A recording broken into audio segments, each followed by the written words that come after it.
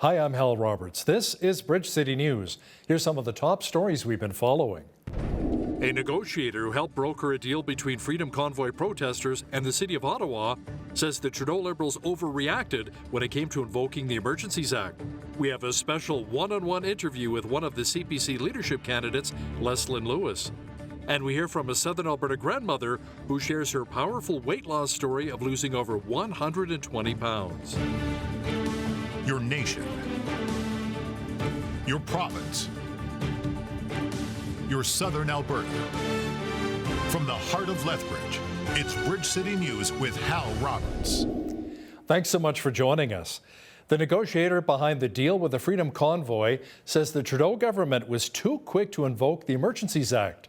Dean French said Prime Minister Justin Trudeau's decision to invoke the act on February 14th was a complete overreaction. He says it was invoked a day after an agreement between the City of Ottawa and the truckers was already struck. Back in January, protesters converged on our nation's capital, rallying against government mandates blocking neighbourhood access and main arteries around Parliament Hill. Triggering the act gave authorities the power to freeze bank accounts, credit cards, and have tow truck companies clear out vehicles. Eva Chipiuk is a lawyer with the Justice Centre for Constitutional Freedoms. She joins us now from Edmonton to chat about what all of this means. Eva, are you in agreement with negotiator Dean French, who says the Trudeau Liberals were premature in invoking the Emergencies Act? I'm in agreement with Dean French 110%. I sat at the table with him. He discussed that recently, that we sat with some of the trucker protesters over pizza. Dean French was able to negotiate a deal with the City of Ottawa, and I sat at the table with the City of Ottawa, city manager, the superintendent of police in Ottawa, and the emergencies response City of Ottawa top gun. This happened on Sunday night, February 13th. The next day, less than 24 hours of us sitting at the table with these high city officials, Emergencies Act is invoked. And so I agree with Dean French 110%.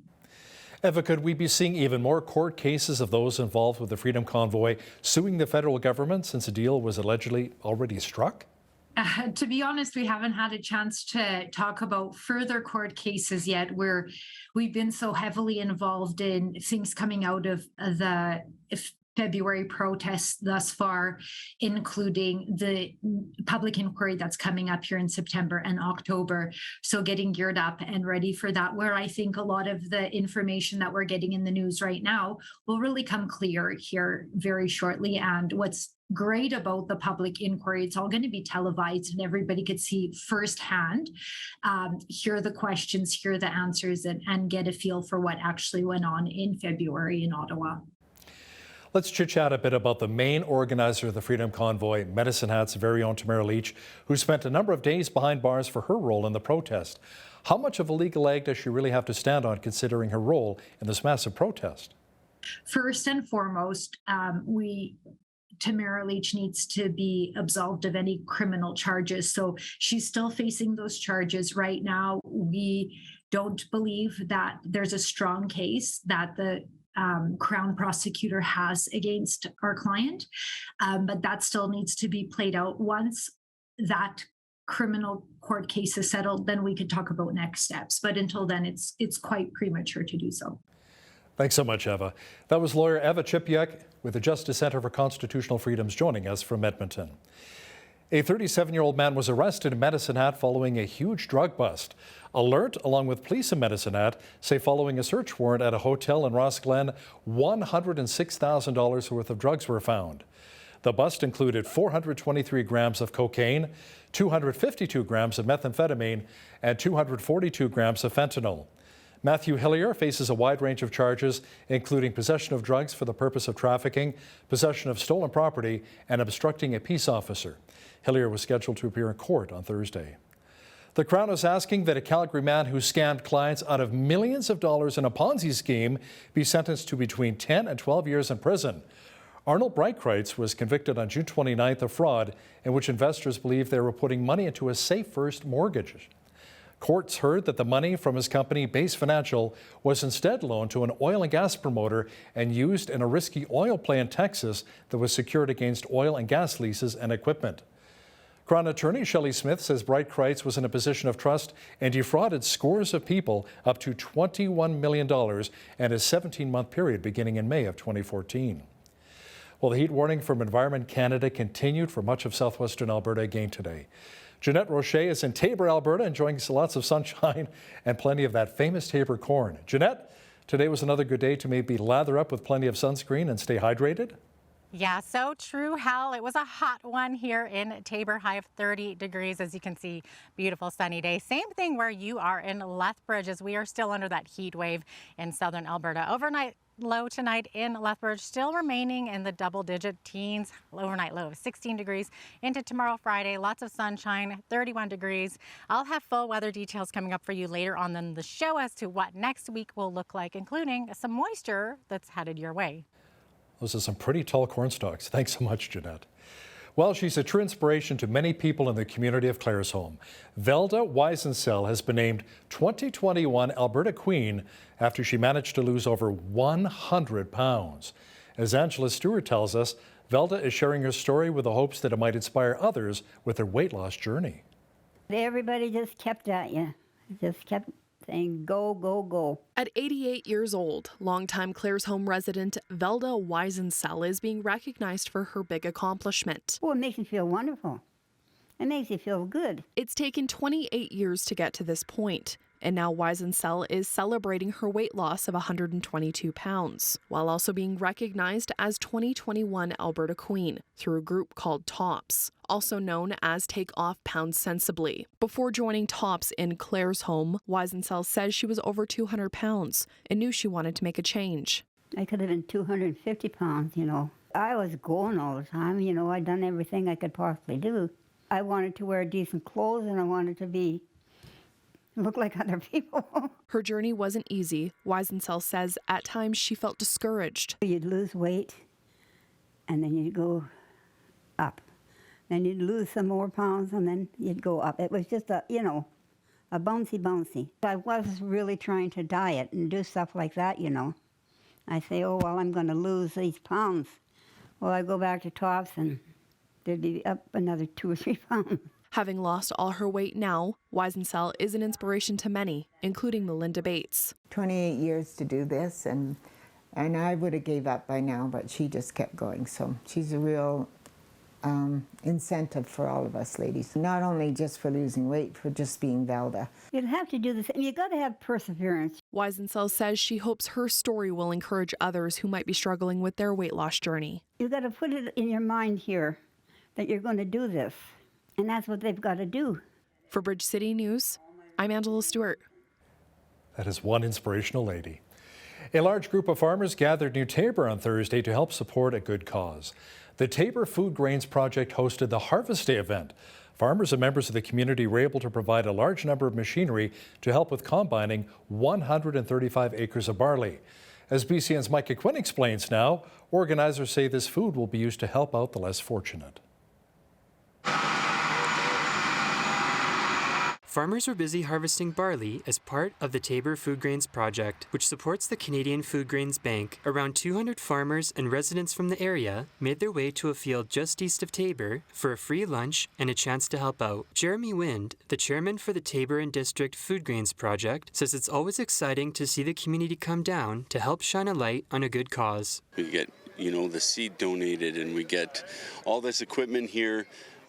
Nobody's charging anything for it. It's all volunteer based, and everyone's glad to do it. So it's great to see this community come together for a cause like this. A total of 11 combines, 3 grain carts, and 9 trucks showed up to help shoulder the load. The Canadian Food Grains Bank, in partnership with the Taber Food Grains Project, has raised just over $10 million since 1997 from the sale of crops, cash, and government matching contributions. Bruce Workington, the director of the Canadian Food Grains Bank Taber Project, says they take a Christian response to hunger by helping out countries in need. We work a lot in Africa and in places that there's droughts or there's refugee crises and things like that, where in many countries around the world, our proceeds work in collaboration with other organizations who are also working to alleviate world hunger. So we work through other international organizations. Organizers say they are hoping to raise $200,000 for this year's event. For Bridge City News, I'm Micah Quinn. A majority of farmers are saying that they do not want to reduce the amount of nitrogen fertilizer they're using. That's according to a recent study completed by the Canadian Federation of Independent Business. Over 70% of farmers surveyed said that the yield of their crops and overall food production will be significantly altered if the federal government requires them to use less nitrogen fertilizer. Mike Wind, a potato and grain farmer near Taber, says he's disappointed that the Trudeau Liberals didn't consult farmers, and this will have a huge impact on them if it's implemented. It kind of goes against what the government was trying to do for greenhouse gases, because when you reduce nitrogen, or all fertilizers actually, what you're doing is you're having a larger footprint to grow the same crop. So our yields will be cut, obviously. We don't use fertilizer because we want to, we need to. So when you use less fertilizer, you have less yield, so that'll mean you have a larger footprint. The other thing what's going to happen is that the cost of production is going to climb. I mean, the cost of fertilizer isn't that big, but if our yields are down, we need to grow more acres, so our all-around costs, which we will end up passing on to the consumer. The CFIB has sent a submission letter on the fertilizer emissions reduction target to Ottawa, urging it to keep its target voluntary. You know, when it comes to our overall health, it is vital to incorporate mushrooms into our diets. That's according to naturopath and owner of Urban Apothecary, Cami Tanner. Tanner says there are a lot of healing properties in mushrooms that can be very beneficial for people. All mushrooms are very healing, but mushrooms have different healing properties and aspects to it. Like I said, lion's mane is for the brain. Reishi mushroom is really good for helping with stress and anxiety, and also for liver support function. So there are hundreds of varieties of mushrooms. They all do their own special thing and unique thing to the body. Make sure you catch the entire interview with Cami Tanner from Urban Apothecary, who discusses the healing properties of a number of foods, coming up later in our program. Critics say Saskatchewan's plan to bring patients to Alberta for privatized surgeries is not fair to people who don't have the money. The province announced the plan yesterday, saying it would free up surgery spots in Saskatchewan. Some health policy experts, however, say that it will mean patients who cannot afford to travel to Alberta will lose out on timely care. The opposition NDP say the move will let people with money jump in line ahead of the line for surgery. The Minister of Health says there were more than 35,000 people waiting for surgery in Saskatchewan as of March the 31st. The Manitoba government has expanded coverage for the cystic fibrosis medication Triafka for patients aged 6 and older. Health Canada approved the drug to treat kids aged 6 to 11 back in April. The province says there are around 130 people living with cystic fibrosis in Manitoba. The province previously funded the drug for those 12 years of age and older. Ontario's health minister says the province will be making bold choices and changes to health care. Minister Sylvia Jones says that will include increasing publicly funded surgeries performed at private clinics and waiving the exam and registration fees for internationally trained nurses. The plan comes as nursing staff shortages have been seen in emergency rooms across Ontario. Our goal is clear: provide the best care possible to patients and residents while ensuring the resources and supports are in place to keep our province and our economy open. Our plan includes action in 5 key areas: preserving our hospital capacity, providing the right care in the right place, further reducing surgical wait lists, easing pressures on our emergency departments, and finally, further expanding Ontario's health workforce. The federal Conservatives will be choosing their new leader on September the 10th. Dr. Leslyn Lewis is one of those who's looking to lead the Conservative Party of Canada. Bridge City News had a very special one-on-one interview with Dr. Lewis, who says she has a solid plan to help our province's oil and gas sector should she become leader and eventually Prime Minister. We want to be able to uplift ourselves and rebound out of COVID. And one way of doing that is to start developing our natural resources, because for every resource job that's created, there are 7 splinter jobs created all around the country, whether they're in the steel industry, whether they're in the banking industry, in the transportation industry, in the resource development industry. These industries all benefit from our oil and gas sector. Make sure you catch the special one-on-one interview with CPC leadership hopeful Dr. Leslyn Lewis and myself coming up after business news. Former U.S. Vice President Mike Pence is asking fellow Republicans to stop lashing out at the FBI over the search of Donald Trump's Florida home. Pence is also denouncing calls by some of the former president's allies to defund the FBI. I also want to remind my fellow Republicans, we can hold the Attorney General accountable for the decision that he made without attacking rank and file law enforcement personnel at the FBI.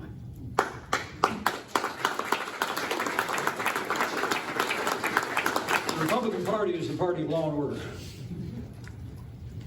Our party stands with the men and women who serve on the thin blue line at the federal and state and local level. And these attacks on the FBI must stop. A Russian strike on a dormitory in Kharkiv, Ukraine, late Wednesday killed at least 7 people and injured 16 others. Russian forces continue attacks on Ukraine's second largest city and its surrounding region in the northeast. The area saw heavy casualties, while a lot of civilian infrastructure was also damaged. Meanwhile, Ukrainian President Zelensky met with Turkey's President Erdogan and UN Chief Antonio Guterres to discuss unblocking Ukraine's ports and rising tensions around a nuclear power plant. Erdogan said leaders are worried that they may see another Chernobyl incident with fighting near the nuclear facility. The Bible says Jesus was baptized in the Jordan River, making it spiritually significant to so many people. But the status of the sacred river has raised concerns with its dwindling water levels and pollution impacting the water. The Jordan River is revered by Christians as the site of the baptism of Jesus. I took some holy water because in my religion, you use it many times throughout the year, so it's good to actually have real holy water from the source. Many modern-day visitors immerse themselves in the sacred waters in a show of faith. We can just simply imagine John's baptizing the believers here, waiting for the arrival of Jesus Christ. The lower Jordan River has suffered from decades of water diversions for agriculture and domestic use. Today, the river's annual water flow is down to just a tiny fraction of its historic levels. The decline has been fueled by conflict and rivalry over water. I think the most important challenge is, from technical point of view, is the availability of the water resources here in the region. The water resources availability is already affected diversely with the impact of the climate change. I'm sure God above is also sad that so much global warming, et cetera, so many things have happened, to what he thought was probably going to, nourish us forever. The Israeli government has pledged to rehabilitate a stretch of the lower Jordan River. The project would increase the amount of water currently flowing from the Sea of Galilee into the river, create pumping stations, reservoirs, and renovate an existing dam. This is the first most important plan to revive a river in the last 20 years. Well, it was another day and here in southwestern Alberta to enjoy our fans or air conditioning. The dog days of summer are upon us, and the hot temperatures will be remaining for quite some time. Complete weather details are on deck.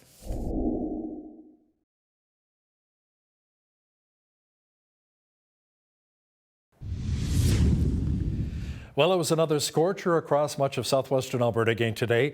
Jeanette Rocher joins us on location in Taber as the town is preparing for Cornfest. Jeanette, it's been hot enough to turn the corn into popcorn? One could definitely say that, Hal, as that heat warning does continue from Environment Canada for much of southwestern Alberta, overnight in Lethbridge remaining fairly warm as well. Lethbridge, expect mainly clear sky tonight with a low near 16. Friday, mainly sunny again with a high of 31. A nice hot weekend is shaping up as well. Saturday, clear skies with a high of 33. Cooling off slightly on Sunday with a high expected near 30. Monday, sunshine and a high of 31 degrees. Now, a low pressure system should arrive on Tuesday, bringing clouds and showers. The mercury should be dropping to 25. Pretty much the same picture on Wednesday. A good chance of showers with a high again near 25. Checking the almanac now, the average high for this time of year is 26 with an average low of 10. The record high for this date was 35 degrees set back in 2001, and the record low was 3 degrees in 1995.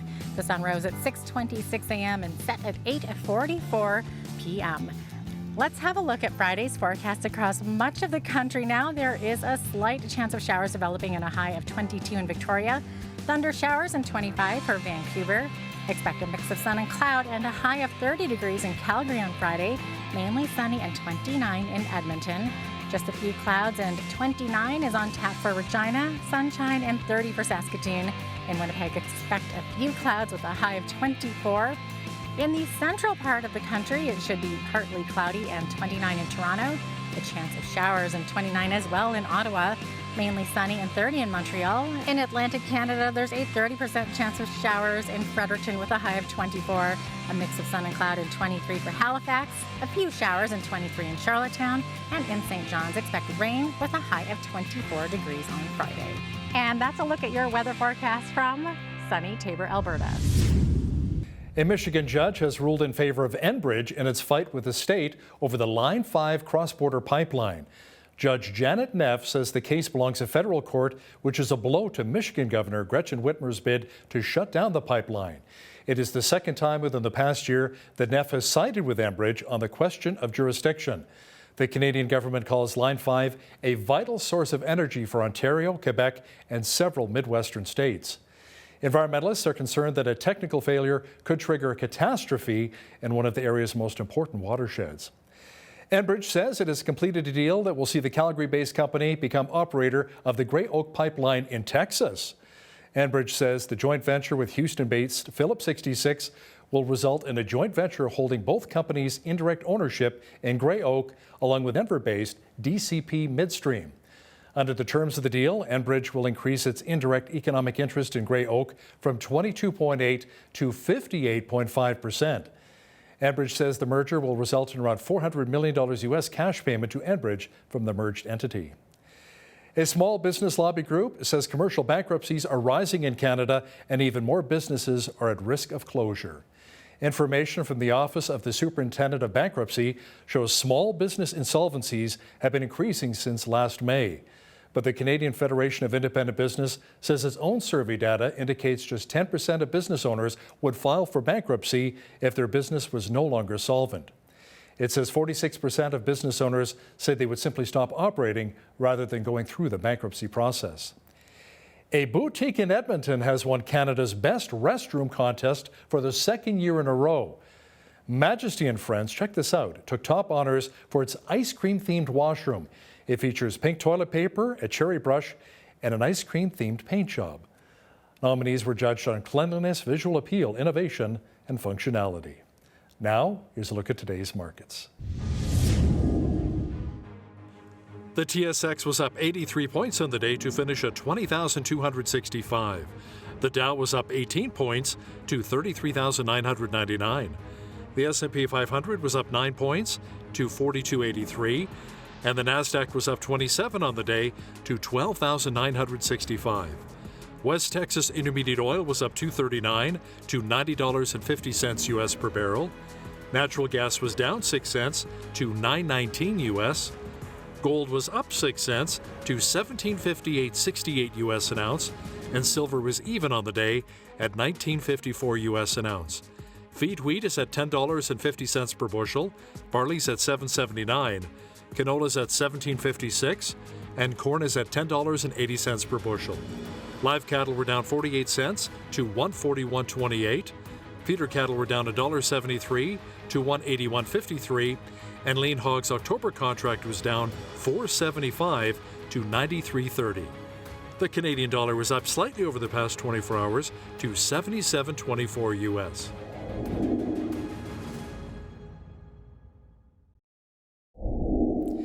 Recapping one of our top stories, the negotiator behind the deal with the Freedom Convoy says the Trudeau government was too quick to invoke the Emergencies Act. Dean French said Prime Minister Justin Trudeau's decision to invoke the act on February 14th was a complete overreaction. He says it was implemented a day after an agreement between the City of Ottawa and the truckers was already struck.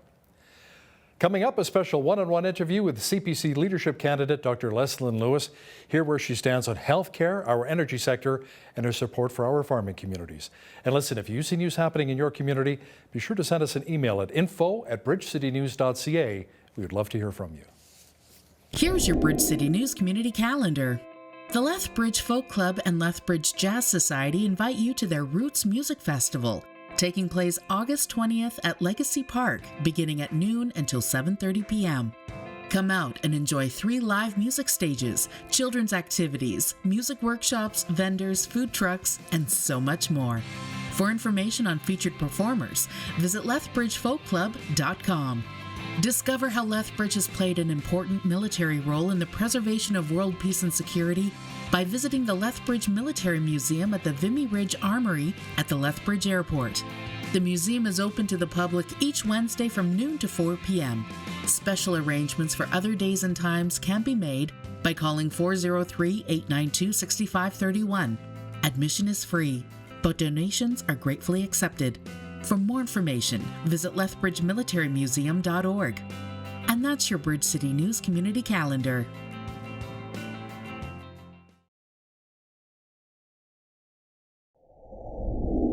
The federal Conservatives are choosing their new leader on September the 10th. Around 500,000 CPC party memberships were sold by the 6 candidates vying to become the new Conservative leader. Pierre Poilievre's camp said they led the way with around 312,000 memberships sold. Leslyn Lewis's group also sold a number of memberships, and Dr. Leslyn Lewis joins us now from Haldimand, Norfolk County. Welcome to Bridge City News, Dr. Lewis. Thank you. I'm happy to be here with you today. So where did you receive the biggest response when it came to memberships sold by your team? Was it here in Western Canada, where you are in Central Canada? Well, I think it was more based on issues. And so it was more focused on issues that related to freedom and sovereignty and our economy and pro-life issues. So we found that people were gravitating around these issues that they felt that governments weren't dealing with effectively. And so they gravitated to our camp. Were those a lot of the potential voters more so in Western Canada? Where did you sell more of the memberships, or in Central Canada? I would say that they were spread out all over the country. And as you know, I did very, very well in Western Canada, but we found that this election cycle, that people were more focused, not really on regional issues per se, but more on issues that pertained to the unity of the country and the prosperity of the nation. Now, a number of political experts say this race is really Pierre Poilievre's to lose. How do you respond to that? Well, I think it's the members' race. It's who the members are going to rally behind. And I know that a number of camps have put out their numbers, but really and truly, if everybody who put out their number was accurate, our membership would have to be around 900,000, because we also sold very strong numbers, and our numbers are even stronger than in 2020. I just don't want to weigh into that numbers game, because I don't think it's productive, because it really rests on who the members think will bring this party forward, will unite this party, unite this country, and bring in new conservatives into the fold. And I believe I'm the best person to do that. Now, you were born in Jamaica, immigrated to Canada at the tender age of 5, and you grew up in East York in Ontario. You have a law degree and PhD in international law, and you're a Bible-believing Christian, correct? Well, I think, isn't that the only type of Christian that there is? I don't know that a Christian could not believe in the Bible and then consider themselves a Christian. So I would agree with you on that. So how has your faith really played a role in defining who Dr. Leslyn Lewis really is? I think that my faith has enabled me to be more compassionate and to recognize that we were all this part of the same family, the human family, and that we, no matter who we are, we deserve to be treated with dignity and respect and love. And so I look at even government policies as making sure that we are there for the most vulnerable, being there for the people who are in need, and making sure that our policies not only uplift our nation and prosper our nation, but that the social fabric of our society is also held together. Now, how would you really stick up for social conservatives should you become leader? Well, I think it's important to stick up for all conservatives, for all Canadians.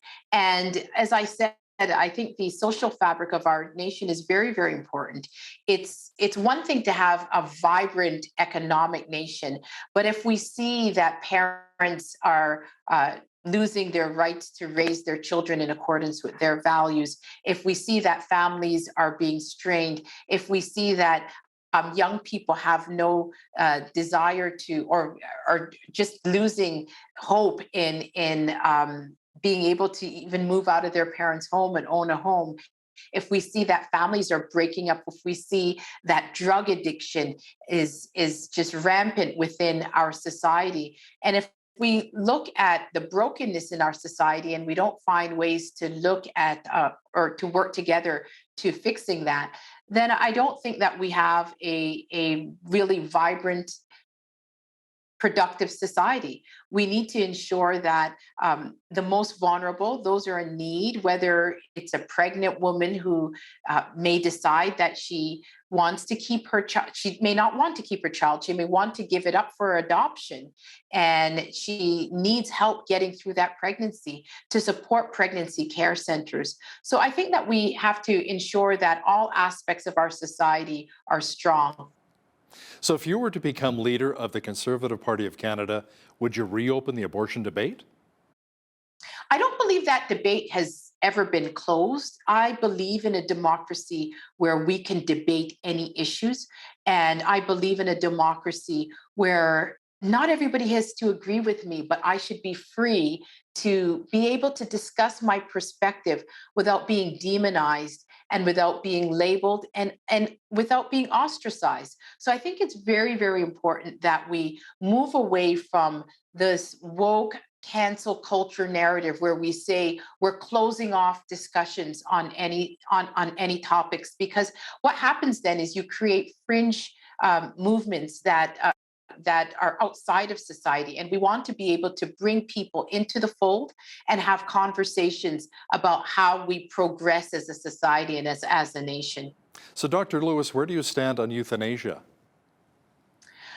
I'm very concerned. And years ago, we spoke about the slippery slope, and many people said that we were exaggerating. And now I'm very, very concerned. A few weeks ago, there was a woman, relatively young woman, who was unable to get housing because she had a disability, and she felt that because she couldn't get subsidized housing that she was going to seek to end her life. And our government, we helped her to do that. And I think that that is wrong, that we could provide an out for a person to end their life, but we can't provide housing. And so this is where we have taken euthanasia and our made legislation to the point where even our most vulnerable are at risk, because now it's potentially going to be extended to individuals such as teenagers who have mental health issues. And those are people that are in need of love and protection. And yet we're saying that what we are willing to do for them is to take their life rather than give them the help and the resources that they need to have a vibrant life. A number of government restrictions are finally coming to an end. Why do you think it took the Trudeau Liberals so long to act when so many other countries around the world loosened their restrictions months ago? I think that they got used to being able to rule by decree and mandates, and that somehow they forgot that we have a constitution and a charter of rights, and that some of the things that they were doing were abridging that charter, were infringing upon Canadians' the right to peaceful assembly, the right of the freedom of expression and freedom of mobility. When we can see that a government can invoke an act like the Emergencies Act to freeze people's property during a protest and to confiscate people's property, we know that this is a government that has gone too far, that believes that they have the power to control Canadians and that they are not answerable to Canadians. They forgot that they work for the people. And I think that that was the problem, that they were so entrenched and that they just kept holding on to that power. And finally, they realized that they were on the fringe and that people would no longer tolerate that. And all the other countries had moved along. And I think that they were shamed into making that decision. And I'm glad that they eventually did. So, Dr. Lewis, as we slowly make our way out of the pandemic, what would you like to see the government do to help our economy get back on track? Well, I think that we have realized that some of our policies were very short sighted. Right now, we are importing 555,000 barrels of oil a day, largely from dictatorship regimes. Yet we have the third largest accessible oil reserves on the planet. If we had built pipelines to transport our products, through the most environmentally efficient way of doing so is through pipelines rather than through trucks and on trains, we would have been able to get our products to Tidewater, even sell some of our products abroad. In Europe right now, 40% of the oil comes from Russia. And we would have been able to offset that through our liquefied natural gas. We would have been able to sell our products abroad to offset even some of the industries, the countries that rely on coal. And we have been very short-sighted because those revenues could have been repatriated back to our country to invest in our infrastructure and to pay down our debt. Right now, we have a $1.3 trillion debt, which we are spending millions a day just to service that debt. Each Canadian owes $40,000 even before they start school. They owe a $40,000 share of that debt. We need to pay down our debt and we need to bring our fiscal balance in order to the point where we are no longer relying on deficit spending. And that means investing in our natural resource sector. It means bringing our supply chains home, producing more within our country than we're consuming. So the Trudeau Liberals have made life very difficult for many here in our energy sector. If you were to become CPC leader and the potentially Prime Minister, what would you do to help more of Alberta's oil and gas get to market? Maybe cancel Bill C-69? Yes, absolutely. That would need to be canceled along with the recent C-48, because we cannot have a nation, the nation with the third largest accessible oil reserves on the planet, that has legislation that favors foreign oil production over local oil production. We need to ensure that we can develop our natural resources. It not only benefits Canada as a whole, we have First Nations communities that are engaged in resource sharing agreements with our government that will enrich those reserves, that will take those reserves out of poverty and create wealth within those reserves. Many of those First Nations communities have said that they don't want a handout. They want to be able to enrich their own communities and to develop infrastructure on their communities. And Canadians also want that too. We want to be able to uplift ourselves and rebound out of COVID. And one way of doing that is to start developing our natural resources, because for every resource job that's created, there are 7 splinter jobs created all around the country, whether they're in the steel industry, whether they're in the banking industry, in the transportation industry, in the resource development industry. These industries all benefit from our oil and gas sector. Now, here in southwestern Alberta, we rely heavily on the agriculture sector. What help would you like to see for our farmers and ranchers, who many would argue are the bread and butter to our economy? I think it's very important that we recognize that our policies do directly affect the food that gets on our table. And when we have farmers who ordered fertilizer from last year and had their fixed budget for this year based upon those fertilizer costs, and our government imposed a 35% tariffs on the fertilizer that was ordered from last year, it really offsets, it really, the balance and the budget that they have set to produce the crops for this year is completely off. And they're going to pass those costs on to consumers. So we need to recognize that our policies do have an impact on the cost of food that gets on our table. We also need to invest in those industries and make sure that even our environmental policies, that they're not negatively impacting on those industries. For example, in the agricultural sector, they have to pay carbon tax to dry their crops, but yet they don't get credit for carbon sequestration that they produced while producing their crops. So we need to ensure that our policies, especially in the area of the environment, also recognize the contributions of our agricultural sector. Many Albertans are simply frustrated with Ottawa and the federal Liberals, and there's more and more talk of separation's been growing here in the West. How would you approach the Alberta separatists? A number of Albertans feel quite isolated from Ottawa. Well, I would let them know that we want to work with them and that we have a mutual goal of keeping this country together, uniting this country, and making sure that every region's voice is heard. We understand that the West has unique issues that are pertinent to them.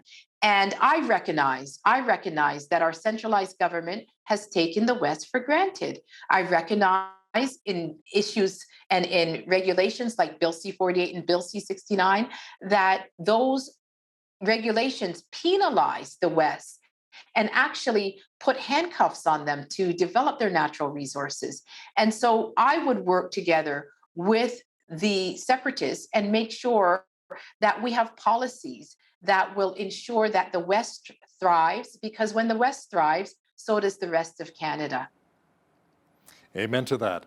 Dr. Leslyn Lewis, CPC leadership candidate, thanks so much for joining us today from Ontario. Thank you. It was a pleasure.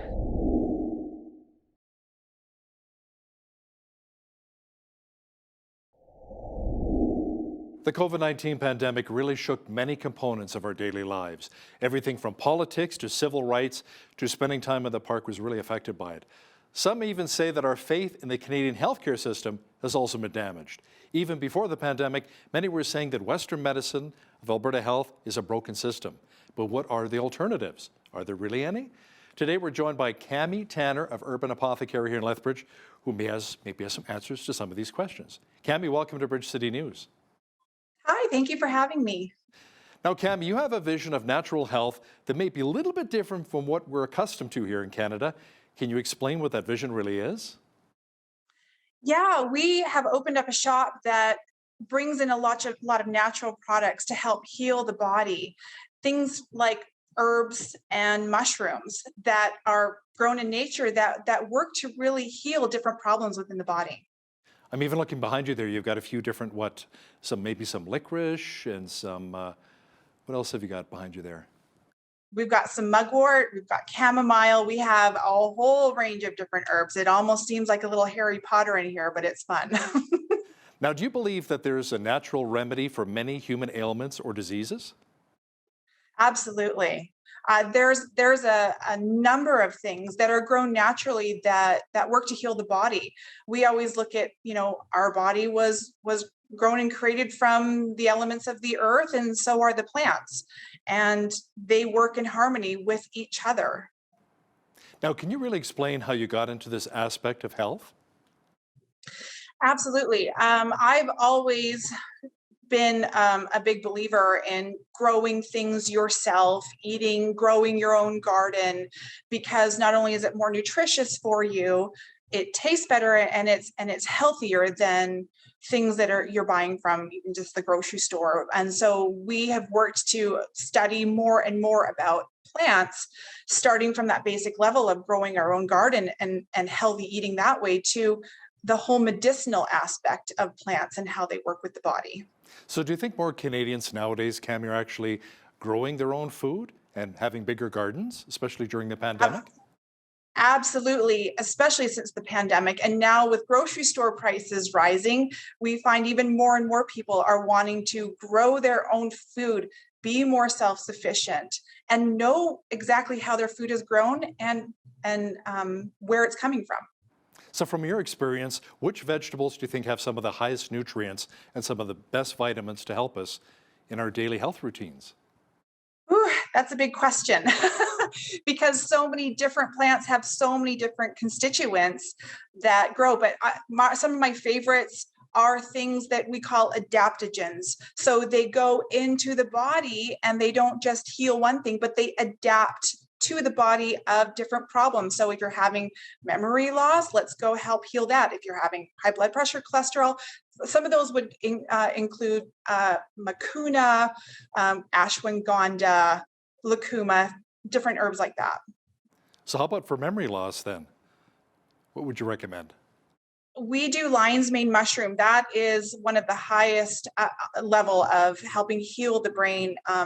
There are studies that have actually been done on lion's mane mushroom with people with Alzheimer's, dementia, and actually reversing those symptoms, even Parkinson's. Wow. Now, would your ideas toward health be more aligned with traditional Eastern medicine? What are your thoughts? Absolutely. They are the masters at mushrooms and herbs for healing the body, because they believe that it's not just a physical healing, but a spiritual healing as well. Everything works harmoniously with each other. Western medicine seems to be more pharmaceutical based. You know what's interesting though? I love mushrooms myself, and I can't get enough of them, especially on pizzas and my salads. You know, it really does portobello mushrooms. I love them. But many of my family can't stand mushrooms. They're always picking them off all the time, and they want to get rid of them. So are there any alternatives as opposed to the mushrooms for those in my family who really can't stand being a fun guy or a fun girl with these mushrooms? There are different alternatives, both in herb and then the form that you take them. So we get a lot of people that come in here that cannot stand mushrooms either. But if you're doing it in a tincture form, which is just a dropper full of an extraction of the mushroom, it's much easier to take, and then you're not dealing with texture issues either. Are all mushrooms created equally, or do some have better components when it comes to helping us heal? All mushrooms are very healing, but mushrooms have different healing properties and aspects to it. Like I said, lion's mane is for the brain. Reishi mushroom is really good for helping with stress and anxiety, and also for liver support function. So there are hundreds of varieties of mushrooms. They all do their own special thing and unique thing to the body. So Cammie, do you personally feel that our current healthcare system may be a little broken or missing some very important elements? Yeah, absolutely. You look at anywhere else where the medical schools are teaching in the world, and they really do a 50-50 education basis of both pharmaceutical and plant healing, where in Western medication, it's 100% pharmaceutical based. And so, you know, we really are missing out on some beautiful healing aspects that are so much more beneficial to the body than what we're normally used to in Western medical society. Why do you think it is a lot of times the naturopaths don't get the recognition or respect they deserve? I think we've just, and not to say there's anything wrong with, you know, medical system. Well, let's just say there's a lot of people that think that naturopaths are just hocus pocus, and that they've just put blind faith in the medical system in pharmaceuticals, and not really doing their background and education for themselves on how those really affect the body and how they really heal or treat. How about some vegetables that may help with during the COVID-19 pandemic and help to maybe not necessarily heal, but maybe help offset some of the symptoms people suffering from severe viruses? Yeah, I mean, there's a lot of plants out there that are antiseptic, that help support the immune system.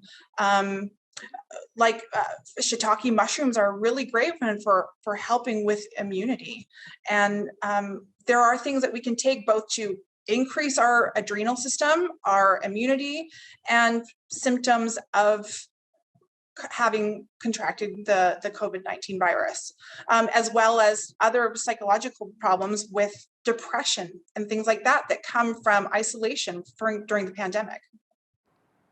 And a lot of these products are safe for all age demographics, not necessarily just middle-aged people like myself, but maybe seniors and children as well? We always recommend that with children, I mean, smaller doses always, but we always like to ask people to go to their naturopaths and get their advice, especially when it comes to children, because we never know how with the growing bodies, how they may react to it. So we always like to just get the naturopath's recommendations when it comes to that, but always smaller doses for sure. I have a lot of friends and family as well that suffer from insomnia, sleep deprivation. Is there anything that can really help them naturally in that regard? Absolutely. We have a lot of those things. Like I said, reishi mushroom is really, really great, as well as ashwagandha. Anytime people come into the store and they say, oh, I have this problem or I have this problem, we always go, oh, we've got a mushroom for that. And there truly is a mushroom for just about every problem that the body can go through.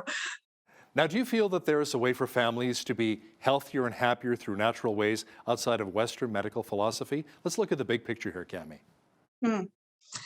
I mean, one of the easiest things is growing a garden. Start growing your own food naturally. You're growing it and eating it right off the vine, straight out of the garden, so you're not dealing with respiration process or travel time from growing it in different areas and having it transported. You're getting the maximum amount of nutrients.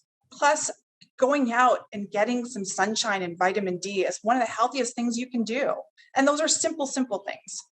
Yeah, the vitamin D and a little bit of exercise, which is good for the heart as well, right? Taking your dog for a walk, going for a bit of a run, or just a walk around the neighborhood, right? Something very simple like that can make a big difference. Absolutely. Now, can you talk a bit about the doctrine of signature? What is it exactly? Yeah, that is looking at different plants that replicate different parts of the body and healing that part of the body. So a lot of things that we also like to look and utilize is even flower essences. So you look at echinacea, for example, it looks like a shield. So when you're taking echinacea, that shields the body. It protects the body. That's interesting.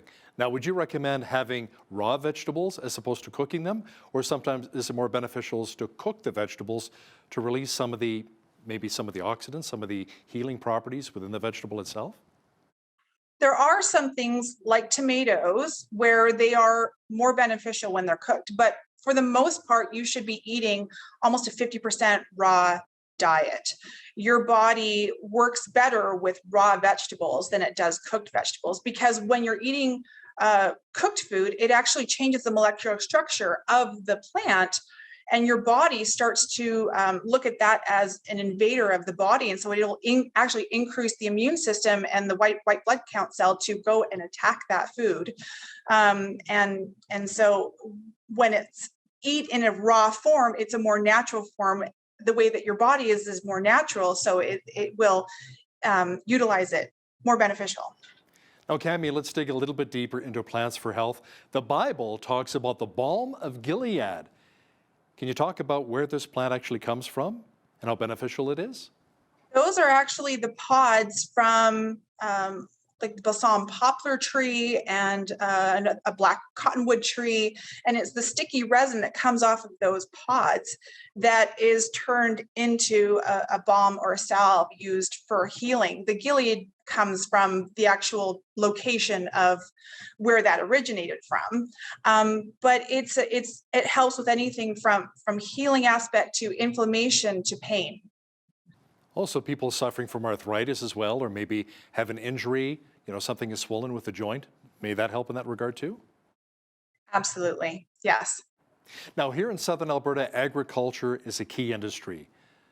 Are there growers in Southern Alberta who supply what you and Tony use when helping other people? There are. I mean, you can look at a lot of like the herb aspect. Peppermint, mint, basil. There's a lot of herb growers here that you can utilize and that we utilize to use for some of the things that we make. Now, with the hot Southern Alberta summer on the way, are there herbs or plants that can really help people beat the heat? Anything is in the mint family is probably your best bet, an easiest way to utilize for cooling us down. So peppermint tea, for example, making an iced tea out of peppermint will help cool you down, but it will also help you perspirate. So another healing aspect. So anything in the mint family, peppermint, catnip, even chamomile are great things to go for in the summer to cool you down. Now, there's certain fruits or vegetables we should maybe steer clear of when it comes to maybe potential healing medicinal properties that we think, this is very beneficial, when in fact it might be more harmful? There are herbs that you should be careful using if you don't know what you're doing, especially in large amounts. For example, pennypurse is an herb that can cause abortion. So, I mean, people used to take those in the old days. And so that's one thing that you really, really want to be careful for. There's some are herbs that can become poisonous if not utilized in the right way. And maybe some poisonous mushrooms out there as well that we need to steer clear of, right?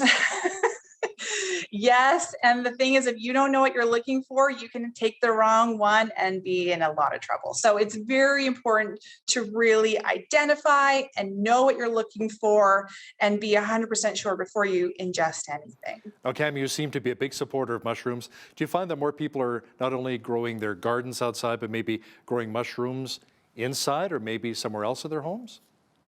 You can grow mushrooms in your garden. There's great videos and things that you can watch to buy your own mycelium to grow your own mushroom gardens. We also do grow kits in the store where you can take a grow kit home and you just open up the package and spray it every day, and you'll start fruiting your own mushrooms in your house. And those have been really popular as of lately. Cami Tanner is with Urban Apothecary here in Lethbridge. Thanks so much for your time today. Thank you so much. On behalf of all of us here at Bridge City News, I'm Hal Roberts. God bless and thanks for watching.